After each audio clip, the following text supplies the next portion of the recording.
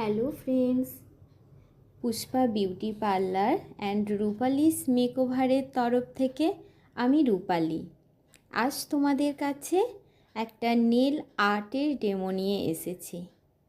দেখো, আমি প্রথমে একটা পিচ কালারের ওপর ব্ল্যাক স্পাইডার জেল দিয়ে একটা আর্ট করেছি।